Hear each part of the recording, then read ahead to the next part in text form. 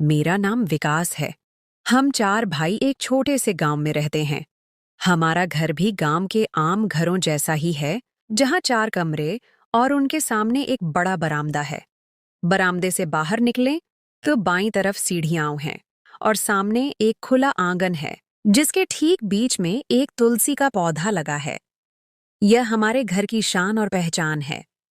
गली के मुख्य द्वार के पास ही बाथरूम है, जिस पर हमेशा एक पर्दा पड़ा रहता है।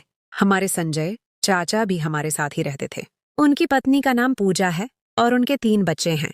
मैं उनकी शादी के समय 1 या 2 साल का था। जब मुझे कुछ समझ आई तो मुझे पूजा का बच्चों जैसा मजाक याद आने लगा। वह मुझे बच्चा समझकर मेरा मजाक किया करती थीं। मैं उस समय 6 या 7 साल का था और वह अक्सर कहती थीं, जब तुम बड़े हो जाओगे तो तुम्हारी शादी मुझसे करवाऊंगी। ये बात सुनकर मुझे बहुत गुस्सा आता और मैं वहां से उठकर चला आता। यह बात हमारे घर में हंसी मजाक का हिस्सा बन गई थी। जब भी घर में सब एक साथ बैठते तो पूजा मेरी माँ से कहती, मैंने तो आपके बेटे से शादी करनी है। ये सुनकर मैं रो पड़ता और बाहर भाग जाता। उस समय मुझे यह नहीं मालूम था कि आने वाले समय में यही हंसी मजाक एक प्यारे रिश्ते की नींव बन जाएगा। संजय की बड़ी बेटी प्रिया 9 से 10 साल की हो चुकी थी और मैं 11 से 12 साल का था। मेरी एक मौसी भी हैं, जिनकी 2 बेटियां हैं।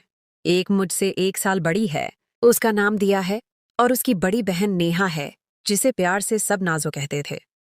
उसकी उम्र 15 से 16 साल थी। चूंकि हम एक ही गांव में रहते थे, मौसी की बेटियां अक्सर हमारे घर आ जाती थीं।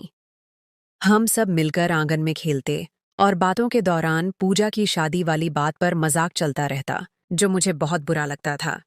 इसी तरह समय बीतता गया और मैं जवानी की दहलीज पर कदम रख चुका था।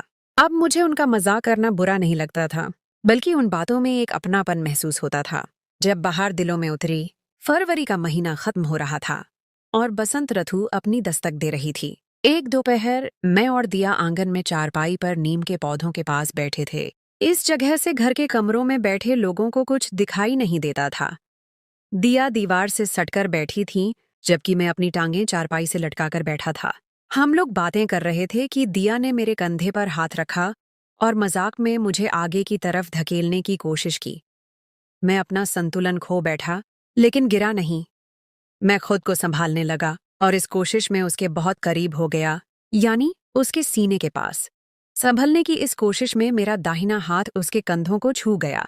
मेरे गिरने और संभलने पर दिया जोर जोर से हंस रही थी।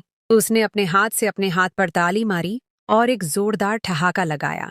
जब उसने ताली बजाने के अंदाज में अपने हाथ ऊपर उठाए तो उसका दुपट्टा उसके सीने से थोड़ा हट गया।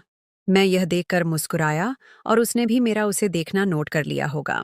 हम फिर से बातें करने लगे, लेकिन मैं उसी स्थिति में रहा।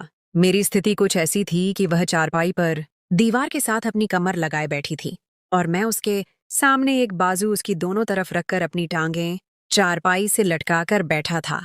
बातों के दौरान उसने कहा, विकास, अपना सिर इधर करो, मुझे दिखाओ। वीडियो पर आगे बढ़ने से पहले यदि आपने हमारे चैनल को सब्सक्राइब नहीं किया है तो कृपया सब्सक्राइब करें और उसके बगल में घंटी को चालू करें। तुम्हारे बालों में क्या लगा है? मैंने पूछा। क्या हुआ? वह बोली, तुम्हारे सिर में धूल लगी है। क्या करके आए हो? ये मिट्टी कहाँ से लग गई? मैंने कहा। वह पूजा के साथ मिलकर दीवारों से जाले उतार रहा था, शायद वहां से लग गई होगी। दिया मेरी बात सुनकर बोली, अब तुम्हें उनसे शर्म नहीं आती और न ही हमसे? जब तुम छोटे थे तब तो बहुत शर्माते थे और भाग जाते थे। क्या अब भी तुम्हारी पूजा तुम्हें वह शादी वाला मजाक करके तंग नहीं करती? यह कहते हुए दिया मुस्कुरा रही थी। मैंने कहा, नहीं, न तो अब मुझे तुमसे शर्म आती है और न ही पूजा अब ऐसा मजाक करती है। उसने मेरा सिर पकड़कर अपने चेहरे के पास किया और एक हाथ से मेरे सिर को नीचे किया। मैं घूमकर सीधा हुआ और मेरी पीठ उसकी तरफ हो गई। वह भी उठकर सीधी होकर बैठ गई। उसने एक हाथ मेरी माथे पर रखा और दूसरे हाथ से मेरे सिर को साफ करने लगी। वह मेरे सिर को साफ करते हुए मेरे बहुत करीब आ गई थी। उसने अपना हाथ मेरी माथे पर रखा हुआ था। उसकी पकड़ मजबूत थी और दूसरा हाथ, जिससे वह सिर साफ कर रही थी, मेरे कंधे पर रख दिया। फिर उसने अचानक अपने दोनों हाथ मेरे बाजुओं के नीचे से गुजारे और मुझे पीछे से गले लगा लिया। एक जोरदार गले लगाना। कुछ लम्हों के लिए गले लगाया और फिर मुझे छोड़कर हंसने लगी। थोड़ी देर बाद फिर उसने गले लगा लिया। हम दोनों ही खामोश थे। दिया की सांस की आवाज और हवा मुझे अपने कानों के पास महसूस हो रही थी। तभी अचानक अंदर से किसी के कदमों की आवाज आई और उसकी माँ मौसी ने दिया को आवाज दी। दिया एक झटके से पीछे हुई और चारपाई से उतरकर नीचे खड़ी होकर मेरी तरफ देखकर बोली, विकास कैसा लगा? जाकर किसी को बताना मत, ठीक है? मैंने देखा कि उसका चेहरा लाल हो चुका था और आंखें भी लाल थीं। मैंने हाँ में सिर हिलाया और बोला, ठीक है। ये सुनकर वह चली गई और मैं वहां बैठकर पौधों को देखने लगा। कुछ देर बाद पूजा मेरे पास आकर चारपाई पर मेरे साथ बैठ गईं। उन्होंने बहुत ही आम अंदाज में पूछा, विकास क्या कर रहे हो? मैंने कहा, कुछ नहीं। पूजा के 3 बच्चे थे। बड़ी बेटी का नाम प्रिया था, उससे छोटी आरुषि और एक बेटा रोहन जो दोनों बहनों से छोटा था। 3 बच्चों के बावजूद वह बहुत फिट थीं। उनका भरा भरा शरीर, गेहुआ रंग और एक खास आकर्षण था।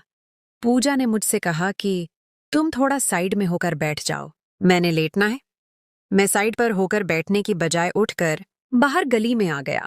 इसी तरह समय बीतता रहा और कई दिन गुजर गए। प्यार की शुरुआत और एक नए प्यार का एहसास। एक दिन मैं ऐसे ही घूम रहा था और घूमते हुए मौसी के घर चला गया। मौसी के घर में घुसते हुए मैंने मौसा को देखा, वह लेटे हुए थे। मैं उनके पास से गुजरकर कमरे में चला गया, जहां नेहा फर्श पर बैठी कपड़े सील रही थी। नेहा मुझे देखकर मुस्कुराई और एक ही सांस में घर वालों का हालचाल पूछने लगी। मैंने कहा, वे सब ठीक हैं, तुम बताओ, ये किसके कपड़े सील रही हो? नेहा बोली, बस अकेली थी, सोचा अपने फटे हुए कपड़ों की सिलाई कर लूं। और बोली, अच्छा हुआ तुम आ गए, मैं आज तुम्हारे घर जाना चाहती थी, लेकिन कोई छोड़कर आने वाला नहीं था। मम्मी बाजार गई हैं और घर पर मैं अकेली और पापा हैं। चलो, खाना बनाती हूँ, तुम भी खाना खा लेना। फिर उसके बाद तुम मुझे अपने घर ले चलना। इसके बाद वह खाना बनाने लगी और कोई आधे घंटे में खाना बनाकर मुझे दिया। मैं खाना खाने लगा, जबकि नेहा तैयार होने लगी। इससे पहले उसने मौसा को भी खाना दे दिया। इसके बाद वह अंदर गई, कपड़े बदले और तैयार होकर आ गई। उसने नेवी ब्लू रंग का फुल फिटिंग सूट पहना हुआ था, जो उसके गोरे रंग को और निखार रहा था। मैं उसकी तरफ देख रहा था कि वह बोली, चलो चलते हैं। मैं भी उसके साथ चल पड़ा। रास्ते में गप्पे मारते, हंसते मुस्कुराते गए और जल्द ही घर पहुंच गए, क्योंकि उनका घर हमारे पास ही था। जब हम घर में घुसे तो आंगन में प्रिया, दिया, मेरी बहन जिसकी उम्र महज 6 साल थी, और आरुषि कपड़ा बिछाकर खेल रहे थे। साथ ही चारपाई पर पूजा लेटे रोहन को दूध पिला रही थीं। सूरज अब पश्चिम की ओर जा चुका था और रोशनी की किरणें कुछ देर की मेहमान थीं। धूप लगभग खत्म हो चुकी थी, क्योंकि सूरज घरों की दीवारों के पीछे छिप चुका था। मैं दूसरे बच्चों के साथ बैठ गया। एक नजर पूजा पर डाली तो वह रोहन को दूध पिला रही थीं और हमें देखकर मुस्कुरा रही थीं।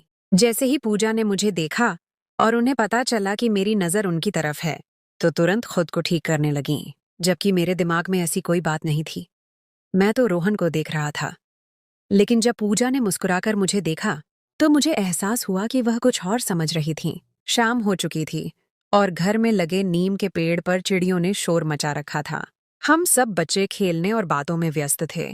अंधेरा होते ही हमने खेल बदलने का फैसला किया।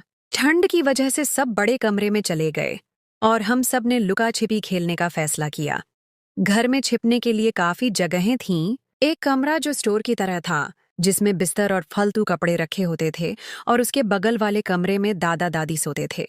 इसके बाद बाहर बरामदा था, जिसके बाईं तरफ चारपाइयां एक दूसरे के ऊपर रखकर रखी थीं और उन पर धुले हुए कपड़े रखे हुए थे। दूसरी तरफ बरामदे में बड़े बड़े संदूक रखे हुए थे। आंगन में भी छिपने के लिए काफी जगह थी, क्योंकि पौधे भी लगे थे और एक तरफ सीढ़ियां भी थीं, जो सिर्फ सर्दियों में दिन के समय छत पर धूप सेंकने के लिए इस्तेमाल होती थीं। हमने खेल शुरू किया। सबसे पहले प्रिया की बारी आई। उसे हम सबको ढूंढना था। मैं और मुझसे छोटा 8 साल का भाई, हम दोनों बाहर आंगन में लगे पौधों में जाकर छिप गए। दिया नीम के पेड़ की दूसरी तरफ छिप गई। प्रिया पौधों में आने से डरती थी, इसलिए वह अंदर कमरों की तरफ चली गई। दिया दूसरी तरफ से निकलकर मेरे छोटे भाई के साथ आकर खड़ी हो गई। अब मैं उनके आगे था। दिया ने भाई को कहा कि वह आगे हो जाए। भाई आगे हो गया और अब मैं और दिया साथ साथ थे। उसने मेरी बांह पकड़कर मुझे अपनी तरफ खींचा और पास खड़ा कर लिया। अचानक अंदर से प्रिया और आरुषि के शोर की आवाज आई और वे हमारी तरफ आने लगीं। दिया ने आगे होकर उन्हें देखा। इस दौरान उसने छोटे भाई के कंधे पर हाथ रखा और मेरे सीने के साथ अपने कंधे लगाकर यह कहा। जैसे ही उनकी आवाज करीब सुनाई दी, वह तेजी से पीछे हुई और मेरी बांह पकड़कर मुझसे चिपक गई। दिया को इस तरह अपने साथ महसूस करके मुझे बहुत अच्छा लग रहा था, लेकिन यह समय ऐसा था कि मेरे अंदर अजीब सी भावना हो रही थी। न तो मुझ में हिम्मत थी कि आगे बढ़कर कुछ करता और न ही मैं प्यार के बारे में कुछ जानता था। खैर, अभी मैं कुछ और करने के बारे में सोच ही रहा था कि अचानक प्रिया आ गई और उसने हमें ढूंढ लिया और हम बाहर आ गए। इसके बाद सबसे पहले आरुषि पकड़ी गई थी, इसलिए उसे बारी देनी थी। आरुषि बारी देने गई और हम छत पर छिप गए। जब आरुषि ऊपर आने लगी तो मैं खड़ी चारपाई के पास बैठ गया। जैसे ही वह करीब आई, मैं जल्दी से बोल पड़ा, आरुषि, तुम पकड़ी गई, और शोर मचा दिया। बाकी सब भी शोर करने लगे और उछलने लगे, जिससे संजय को नीचे शोर की आवाज सुनाई दी और वह कमरे से बाहर आंगन में निकल आए। गुस्से से हमें डांटने लगे। हम सबको तो जैसे सांप सूंघ गया, क्योंकि संजय बहुत गुस्से वाले थे। उन्होंने हम सबको नीचे बुलाया। हम डरते डरते और सहमे हुए नीचे गए। नीचे जाकर हम सब मुंह लटकाकर खड़े हो गए। संजय नेहा को साथ लेकर उनके घर छोड़ने चले गए और हम सबको अंदर जाने को कहा। हम भी बिना समय बर्बाद किए अंदर चले गए। कुछ दिन और गुजर गए, लेकिन ऐसा कुछ न हुआ और फिर हमारी परीक्षाएं शुरू हो गईं। उसके बाद नतीजा आया और जिंदगी के कुछ दिन और गुजर गए। नए एहसास और नए मोड़। एक दिन बाहर दोस्तों से बातें करते हुए प्यार की बातें शुरू हो गईं। हमारा एक दोस्त फरूक, जो कि 18 साल का होगा, वह हमें प्यार के बारे में बताने लगा। उसने प्यार के बारे में सब कुछ बताया। फिर एक शाम मैं छत पर बैठा था। हल्का हल्का अंधेरा फैल चुका था। प्रिया छत पर अपना स्कूल का यूनिफॉर्म सुखाने आई, जो उसे सुबह स्कूल पहनकर जाना था। मैं उसे देखकर खुश हो गया। उसकी मुस्कान अच्छी लगी। वह भी मुझे देखकर मुस्कुराई और कपड़े छत के बीचों बीच एक दीवार के किनारे से दूसरे किनारे तक लगी तार पर डालने लगी। जब उसने कपड़े अच्छी तरह फैला दिए तो मेरे पास आकर बोली, नीचे नहीं जाना क्या? मैंने कहा, चलते हैं, बैठ जाओ। वह मेरे साथ चारपाई पर चुपचाप बैठ गई। हम दोनों खामोश बैठे रहे। कुछ पल गुजरे। मैंने ऐसे ही सामान्य तरीके से पूछ लिया, नीचे सब क्या कर रहे हैं? वह बोली, पापा बाहर गए हैं और मम्मी रोहन को दूध पिला रही हैं। यह बताकर वह फिर खामोश हो गई और सामने देखने लगी। मैंने अपना हाथ उसके हाथ पर रख दिया और मैं भी उसी की तरह सामने देखने लगा। हम फिर खामोश हो गए। कुछ पल फिर खामोशी से गुजर गए। कोई 1 मिनट बाद ही उसने कहा, नीचे चलते हैं, यहाँ अंधेरा हो चुका है। वह खड़ी हुई और बिना मेरी तरफ देखे नीचे चली गई। थोड़ी देर बाद मैं भी नीचे आ गया। इसी तरह हल्के फुल्के छूना और गले लगाना चलता रहा और समय अपनी रफ्तार से आगे बढ़ता गया। लेकिन मुझे कोई खास मौका नहीं मिला। एक दिन की बात है, मैं बाहर दोस्तों के पास गया हुआ था। जब वापस घर आया तो मुझे पता चला कि घर में प्रिया और दिया के अलावा कोई नहीं है। आज मौका तो बन सकता था, लेकिन दिया की वजह से कोई खास कामयाबी नहीं हो रही थी। हम लोग टीवी वाले कमरे में पीटीवी पर उस समय का मशहूर ड्रामा देख रहे थे और हंस हंस कर बुरा हाल हो गया था। इसी दौरान प्रिया उठी और बाहर निकल गई। दिया ड्रामा देखने में बहुत मग्न थी। मैंने भी मौके का फायदा उठाया और प्रिया के पीछे बाहर आ गया। बाहर आकर प्रिया को देखा तो वह अपने कमरे की तरफ जा रही थी। मैं तेजी से उसके पास गया, उसको कमरे में दाखिल होने से रोका और उसको बांह से पकड़कर कहा, आओ इधर, एक काम है, स्टोर में चलते हैं। वह भी जैसे तैयार थी, मेरे साथ चल पड़ी। हम लोग स्टोर में पहुंच गए और मैंने प्रिया को कहा कि तुम मुझे प्यारी लगती हो, तुम बहुत खूबसूरत हो। और उसको अपनी बाहों में भरा ही था कि अचानक बाहर से कदमों की आवाज आई। मैं जल्दी से उससे दूर हुआ तो प्रिया भी मुझसे दूर हो गई और हमने खुद को ठीक किया। दिया कमरे में दाखिल हुई।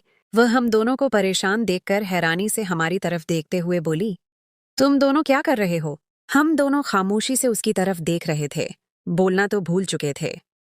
कुछ लम्हों बाद मैंने लड़खड़ाती आवाज में कहा, हम कपड़े रख रहे थे, जबकि प्रिया चुप रही। दिया ने अजीब सी नजरों से मेरी तरफ देखा और बाहर चली गई। हमारे चेहरे पर परेशानी हमारी हालत बता रही थी। दिया ने कमरे से बाहर निकलने से पहले मुझे घूर कर पूरी कर दी थी। उसके घूरने की वजह से मेरे मुंह से निकल गया कि मैं तो अभी आया हूं। वह प्रिया को साथ लेकर कमरे से निकल गई और जाकर टीवी देखने लगी। मैं कुछ देर सोचता रहा कि अब क्या होगा, फिर मैं भी उनके पीछे गया और जाकर उनके पास बैठ गया। प्रिया और दिया भी खामोश थीं। मैं भी खामोशी से बैठ गया। ये पहली बार था कि हम 3 लोग बैठे थे और कमरे में पूरी तरह खामोशी थी। मेरी नजरें टीवी पर और सारा ध्यान उन दोनों की हरकतों की तरफ था। दिया का मूड काफी खराब था, जबकि प्रिया सहमी हुई थी। मैं कुछ देर उनके पास बैठा रहा, फिर हिम्मत करके उठा और अपने कमरे में आ गया। कुछ देर बाद सब घर वाले आ गए, जिनमें दिया के घर वाले भी शामिल थे, क्योंकि वे सब एक साथ गए थे। कुछ देर बैठकर बातें करते रहे। मैं भी बाहर उनके पास आ गया था।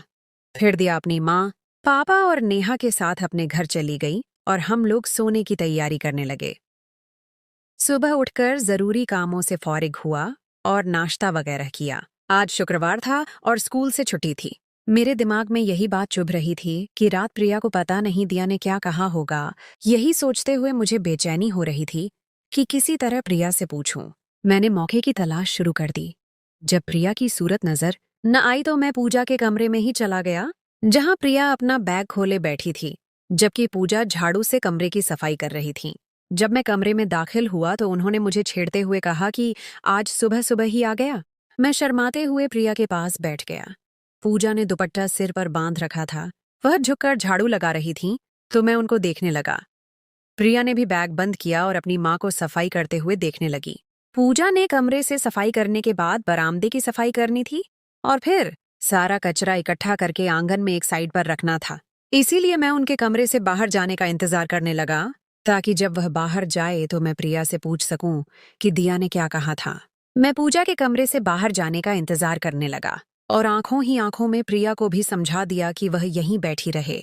जैसे ही पूजा बाहर गई, मैं तेजी से प्रिया की तरफ घूमा और उससे पूछा कि दिया ने रात को क्या कहा। वह बेरुखी से बोली, कुछ नहीं। मैंने फिर पूछा। वह चुप रही और अपने नाखून खाने लगी। यह उसकी पुरानी आदत थी, जब वह परेशान होती थी। जब मैंने तीसरी बार पूछा तो वह बोली, आज के बाद मैंने तुम्हारे साथ प्यार नहीं करना। मैंने कहा, वह तो ठीक है, लेकिन तुम दिया को मत बताना। बस अगर पूछे तो यही कहना कि हम अभी आए थे और कपड़े रखने आए थे कि ऊपर से तुम आ गईं। प्रिया बोली, अगर मम्मी पापा को पता चल गया ना, तो फिर देखना हमारे साथ बहुत बुरा होना है।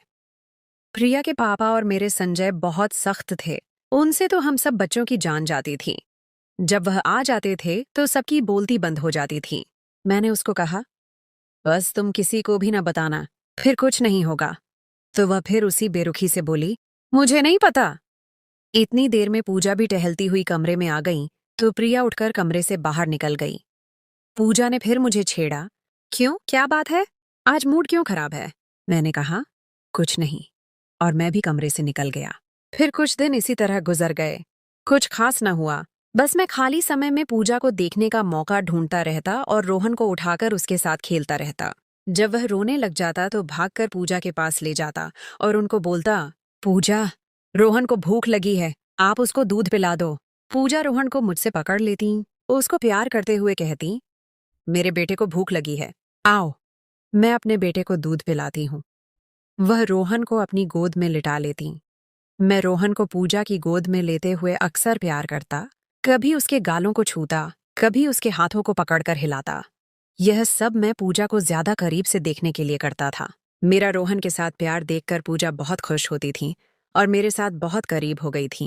अब वह मुझसे बहुत प्यार करती थी। फिर कुछ दिनों बाद गर्मियों की छुट्टियां हो गईं।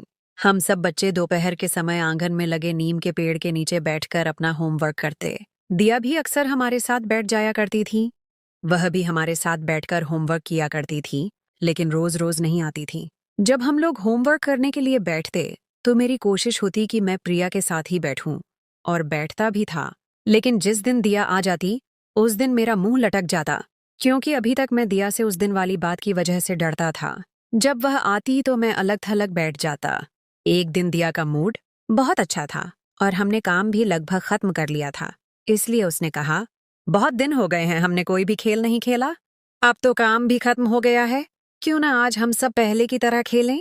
नए मोड़, नए पात्र और एक नया रिश्ता। दिया का मूड अच्छा देखकर सब बच्चे खुश हो गए, खास तौर पर मैं, क्योंकि मुझे लगा कि अब शायद वह उस रात वाली बात भूल चुकी है। हम सब ने मिलकर खो खो खेलने का फैसला किया। आंगन में जगह ज्यादा थी, इसलिए यह खेल वहीं खेला जाने लगा। नेहा भी उस शाम हमारे साथ शामिल हो गई। वह अक्सर हमारे साथ खेलने के लिए आती रहती थी। खेलते हुए मैंने महसूस किया कि नेहा मुझसे ज्यादा करीब होने की कोशिश कर रही है। जब भी मेरी बारी आती और मैं किसी को छूने के लिए भागता, तो वह जानबूझकर मेरे रास्ते में आ जाती। एक बार तो उसका दुपट्टा भी उसके कंधे से फिसल गया और उसकी चोटी खुल गई। उसने अपना दुपट्टा संभाला और मुझे मुस्कुराकर देखा। उसकी मुस्कान में एक ऐसा आकर्षण था जो मैंने पहले कभी महसूस नहीं किया था। नेहा, जो मुझसे उम्र में बड़ी थी, मुझे बचपन से ही प्यारी लगती थी, लेकिन उस दिन वह मुझे एक अलग रूप में नजर आ रही थी। हम सब खेलते रहे और फिर थक हार कर बैठ गए। नेहा मेरे पास आकर बैठ गई और धीमी आवाज में बोली, विकास, तुम बहुत अच्छे हो, तुम बहुत अच्छा खेलते हो। उसकी बात सुनकर मुझे खुशी हुई। उसने बातों बातों में मुझसे कहा, अच्छा विकास, तुम्हें दिया और प्रिया में से कौन ज्यादा अच्छा लगता है? मैं यह सुनकर हैरान रह गया। मैंने कहा, ऐसी बातें क्यों कर रही हो? दोनों ही मेरी बहनें हैं। नेहा मुस्कुराकर बोली, तुम मुझसे झूठ क्यों बोल रहे हो? तुम्हारे दिल में क्या है, ये मुझे अच्छी तरह पता है। मैंने उससे कोई बात छिपाई नहीं और उसे सारी बात बता दी जो मेरे और प्रिया के बीच हुई थी। नेहा ने मुझे ध्यान से सुना और फिर मेरे कंधे पर हाथ रखकर बोली, देखो विकास, तुम जो भी कर रहे हो वह ठीक नहीं है। प्रिया तुम्हारी चचेरी बहन है और इस रिश्ते का सम्मान करो। उसने यह कहकर अपना हाथ मेरे कंधे से हटाया और अंदर चली गई। उसकी बात से मैं बहुत परेशान हो गया और सोचने लगा कि क्या मैं वाकई गलत कर रहा हूँ। कुछ दिन बाद संजय को शहर में एक अच्छी नौकरी मिल गई। अब उन्हें शहर में ही रहना था, लेकिन वह सिर्फ रोहन को अपने साथ ले गए। पूजा, प्रिया और आरुषि को हमारे साथ ही छोड़ गए और कहा कि जब शहर में घर का इंतजाम हो जाएगा तो उन्हें भी बुला लेंगे। यह सुनकर पूजा बहुत उदास हो गई। शाम को जब सब बच्चे आंगन में जमा हुए तो मैंने देखा कि प्रिया भी उदास थी। उससे बात करने का मुझे अच्छा मौका मिला। मैंने उससे पूछा कि क्या हुआ। उसने कहा, मुझे पापा की बहुत याद आएगी। उसकी आंखों में आंसू देखकर मैंने उसका हाथ थाम लिया और कहा, परेशान मत हो, हम सब तुम्हारे साथ हैं। हम दोनों देर तक वहीं बैठे रहे। इसी दौरान नेहा और दिया भी वहां आ गईं। नेहा ने हमारे हाथों को देखकर कुछ कहा नहीं, लेकिन उसकी नजरों में एक नाराजगी साफ नजर आ रही थी। वह कुछ देर बाद वहां से चली गई, जबकि दिया हमारे पास बैठ गई। दिया प्रिया से बात करने लगी और फिर उसने मुझे भी बातों में शामिल कर लिया। कुछ दिनों बाद पूजा ने प्रिया को शहर से लाया हुआ एक खूबसूरत सूट दिखाया जो संजय ने उसके लिए खरीदा था। प्रिया बहुत खुश हुई और उसने सबको दिखाने का फैसला किया। वह सूट पहनकर आई तो वाकई बहुत खूबसूरत लग रही थी। सब ने उसकी तारीफ की। उसके बाद उसने वह सूट उतार कर एक कमरे में रख दिया और खेलने के लिए बाहर चली गई। उस रात मैं प्रिया के कमरे में कुछ लेने गया तो वह सूट वहीं मेज पर पड़ा था। मुझे उसे छूने की इच्छा हुई। मैंने उस सूट को उठाया और उसकी नरमी को महसूस किया। इसी दौरान अचानक दिया और नेहा वहां आ गईं।